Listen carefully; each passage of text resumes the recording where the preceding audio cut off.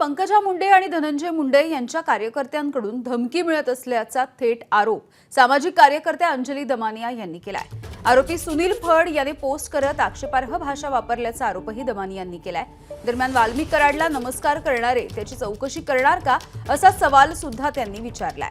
त्यामुळे एसआयटी बरखास्त करून तपासासाठी बाहेरचे अधिकारी आणा अशी आग्रही मागणी सुद्धा अंजली दमानिया यांची आहे।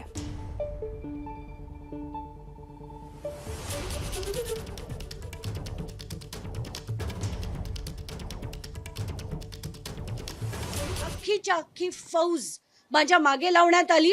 नरेंद्र सांगळे आत्ताच काही वेळापूर्वी त्यांचा परत फोन आला होता। त्यांनी माझा फोन नंबर हा वेबसाईट सोशल मीडियावर म्हणजे फेसबुकवर टाकलाय। मला दिवसाला जवळजवळ 700 ते 800 फोन कॉल्स पहिल्या दिवशी आले, दुसऱ्या दिवशी आले। स्कुबा डायव्हिंगला मी गेले होते मॉरिशसला, त्याच्यातला एक फोटो काढून त्यांनी टाकला आणि इतकी घाण कमेंट त्याच्यावर करत त्या सुनील फड यांनी फेसबुकवर हे टाकलेलं आहे।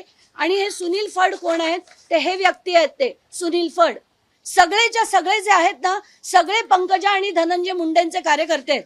परत परत ज्यांनी मला फोन केलेत त्या प्रत्येक माणसावर गुन्हा नोंदवला गेला पाहिजे।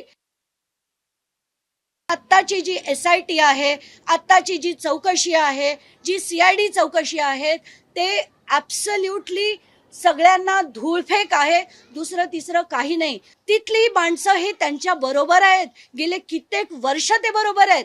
वाल्मिक कराडना नमस्कार करणारी माणसं आहेत आणि अशी माणसं त्यांच्या विरुद्ध चौकशी करतील असं महाराष्ट्र अपेक्षा करूच शकत नाही। ही ताबडतोब जिल्ह्याबाहेरची माणसं आणा, जमलं तर राज्याबाहेरची आणा, पण ही माणसं ही चौकशी करू देणार आम्ही नाही। आणि कुठल्याही परिस्थितीत ही ताबडतोब एसआयटी बरखास्त करण्यात यावी अशी माझी ठणकावून मागणी आहे शासनाकडे।